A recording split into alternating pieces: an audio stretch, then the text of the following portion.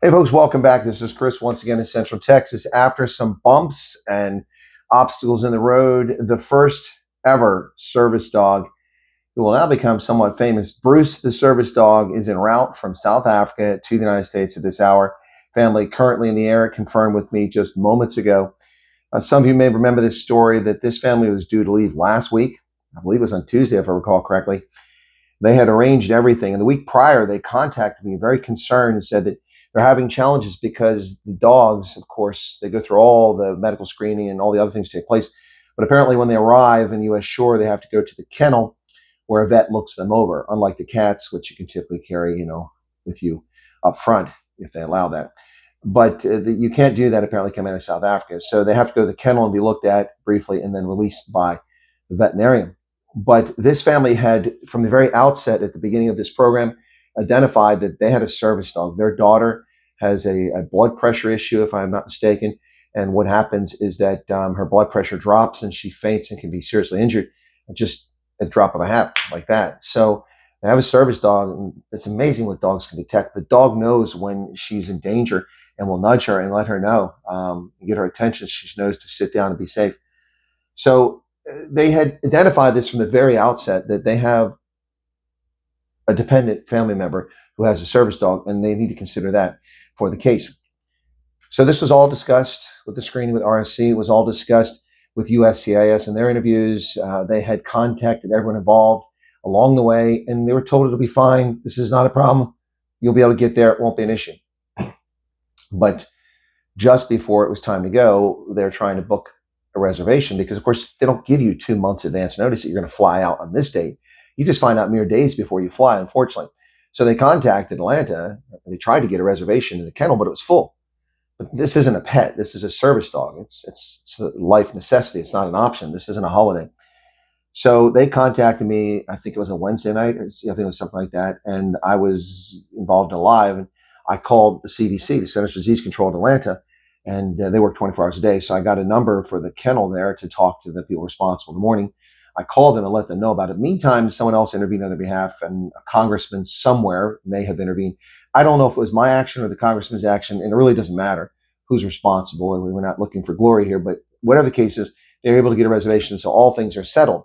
Then come the Tuesday when they're supposed to fly, they get to the assembly area with the other refugees who are departing South Africa, only to be told they're going nowhere.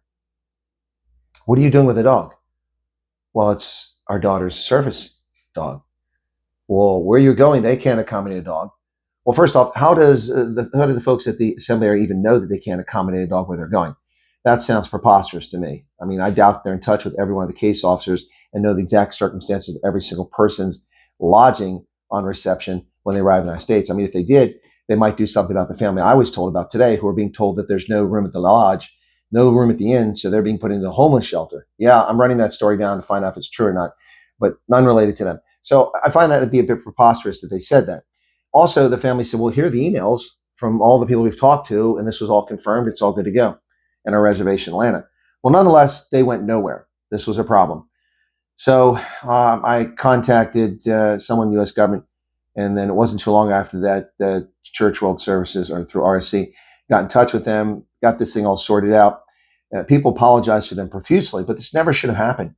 This shouldn't happen. These are things that should not slip through the cracks. As a military man, we would not let such things fall to chance or happenstance. We lock and load, we rehearse, we ensure. And when something like this happens, heads roll. I'm not saying heads should roll here, but something should have prevented this mistake from happening. Regardless, it's the first time a service dog has come over for a South African refugee. But Bruce, the service dog, is in the air at this hour, jetting across the South Atlantic, heading towards the United States. And the family is in tears. Got me kind of choked up. So they're on their way. And Bruce, the service dog, will become famous. So that's good news to hear for the family, and I'm glad that they got sorted out. We've had a number of hiccups recently, not just with Bruce, the service dog, but also with the family where the wife and mother was shot in the head Friday morning. And we've had a few other situations here. Folks, once again, I am not here to advocate for people to join the refugee program. I'm not here to dissuade you from it. I'm not here to lie to you about it. I'm simply here to report these things honestly and as accurately as I can and be as predictive as I possibly can. And that's my role in reporting this. This is the only thing I do. It's just a fraction of things that fill my day, but it does eat a lot of my time. And I just wanted to share this very positive story with you. So if you're a refugee aspirant or refugee and you have a service dog, make sure you harp on that situation. Now, I'm not talking about an emotional support animal. I'm talking about a service dog, a genuine service animal that protects and keeps the onswer alive and well. So there you have it, folks. Bruce, the service dog, is on his way to America. His Instagram account will be listed in the description of the video after I get this thing loaded up. So if you want to check out Bruce, you feel free to do it. But there's an image of him you've seen here throughout this video, and Bruce and the family are on their way. But I think we're going to be talking more about Bruce than we are about the family. Anyway, in a matter of hours, by tomorrow morning, we should be able to welcome them to the USA. Cheers, folks.